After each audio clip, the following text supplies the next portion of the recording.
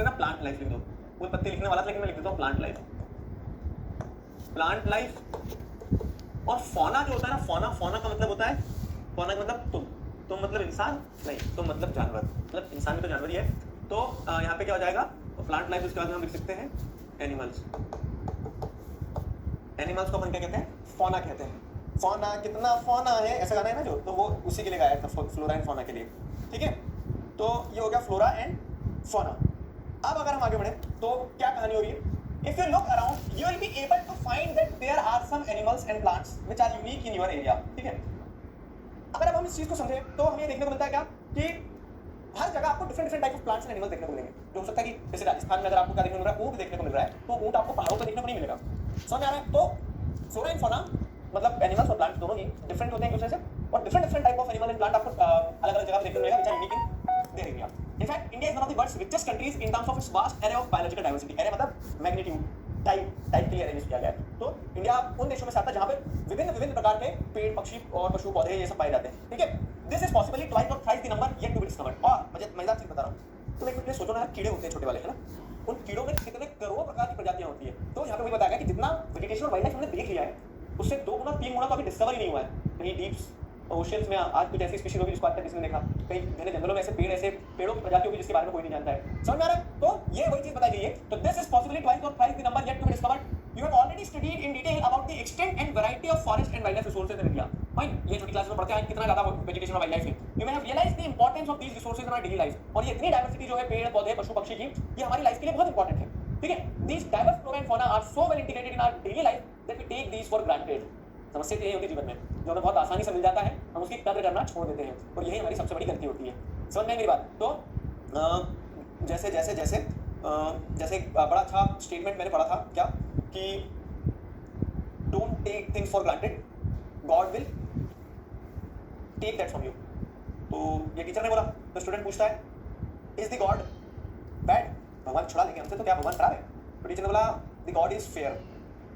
समझने वाले समझ गए होंगे, मतलब कि जब हम चीज़ों को फॉर ग्रांटेड लेना शुरू कर देते हैं, जैसे फ्लोरा एंड फौना हमारे आजू बाजू इतना क्लोजली इंटीग्रेटेड है कि हम ये नहीं सोचते कभी विलुप्त हो जाएंगे, हम ये नहीं सोचते कि इन्हें नुकसान हो सकता है, बेजुबान है पेड़ पौधे पशु पक्षी, तो क्या उन्हें फर्क नहीं पड़ता है, उनकी स्पीशीज की स्पीशीज गायब हो गई है। तो वही चीज़ यहाँ पे है, ठीक है। तो फ्लोरा एंड फौना हमारे आसपास इतना क्लोजली इंटीग्रेटेड है कि हम उसको फॉर ग्रांटेड लेने लगते हैं, लेकिन इस कारण से they are under great stress mainly due to the insensitivity to our environment, ठीक है। और उसी कारण से जो हमने ये इनसेंसिटिविटी अडॉप्ट करी है, उस कारण से कहीं ना कहीं फ्लोरा एंड फौना डिप्लीट हो रहा है, पशु पक्षी और इनकी प्रजातियां जो है वो विलुप्त हो रही है। तो अब ये जो पूरा पैराग्राफ था फ्लोरा एंड फौना, तो इसमें क्या बताया गया है, ठीक है। इसका अगर फ्लो मैं आपको दे दूं, ठीक है, फ्लोरा एंड फौना वाले टॉपिक का फ्लो अगर मैं आपको दे दूं, तो इसमें उसकी इंपॉर्टेंस बताई गई है, ठीक है।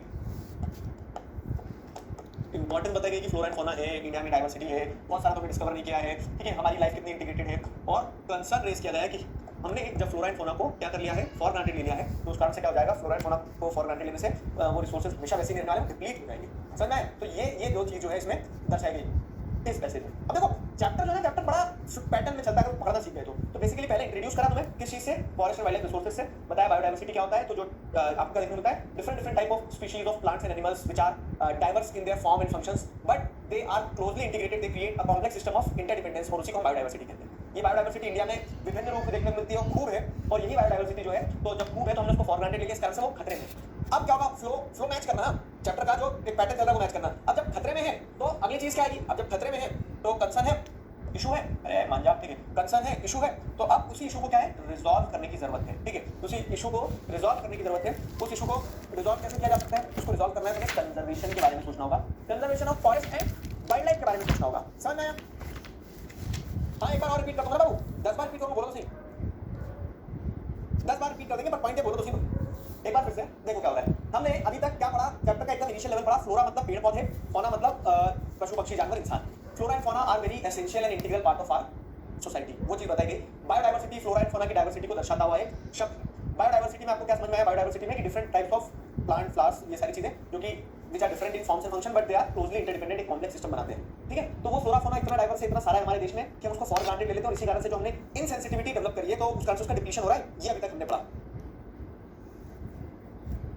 समझे कि नहीं? समझ गए तो नाच जरा एक बार चैट सेक्शन में फटाफट से।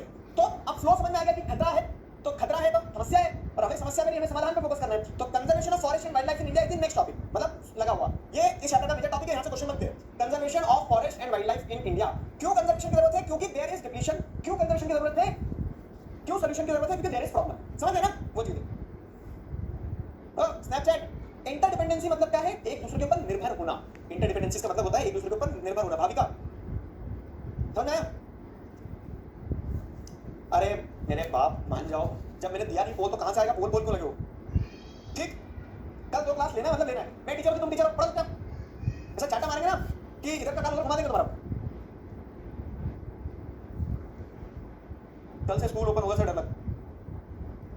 स्नैपचैट इंटरडिपेंडेंसी मतलब क्या है? एक दूसरे के ऊपर निर्भर होना। इंटरडिपेंडेंसी का मतलब होता है एक दूसरे के ऊपर निर्भर होना। भाविका समझ आया? अरे मेरे बाप मान जाओ, जब मैंने दिया नहीं पोल तो कहां से आएगा? पोल बोल क्यों लगे हो?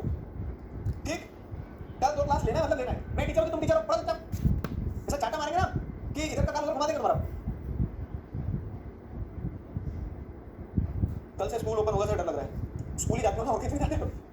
स्कूल खुलता है तो मैं तो बहुत खुश होता था जब स्कूल खुलता था ना, जैसे गर्मियों की छुट्टियों के बाद में, तो एक वो जील रहता था, एक्साइटमेंट रहता था कि वाह स्कूल जाएंगे, ये क्या कैसे बच्चे यार, तुम स्कूल खुला, डर क्या लग रहा है? बहुत मस्ती नहीं रुकनी चाहिए, स्कूल जाओ, मस्ती करो, मेमोरीज बनाओ। ठीक है, चलो आगे देखते हैं, आगे कहानी क्या है?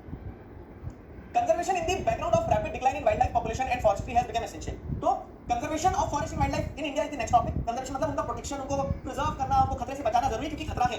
तो वही चीज बताइए कि conservation in the background of rapid decline in wildlife population, बीते समय के साथ में जो जानवरों की पॉपुलेशन जो डिक्लाइन हो रही है ना, तो वो घटती पॉपुलेशन को देख के समझ में आया कि कंजर्वेशन करना बहुत जरूरी है। But why do we need to conserve our forest and wild life? तो अगेन वही सवाल आता है कि पॉपुलेशन डिक्लाइन हो रही है तो कंजर्व करने की क्यों जरूरत है? तो कंजर्वेशन एक ऐसी टेक्निक है, कंजर्वेशन मतलब कि किसी भी चीज को आप क्या कर रहे हो? बचा रहे हो। तो कंजर्वेशन एक ऐसी टेक्निक है which preserve the ecological diversity and our life support system, water, air and soil. ठीक है, यहां पे वाई मिल गया तुम्हें। क्या किस चीज का वाई मिल गया? कि why conservation, why conservation is important.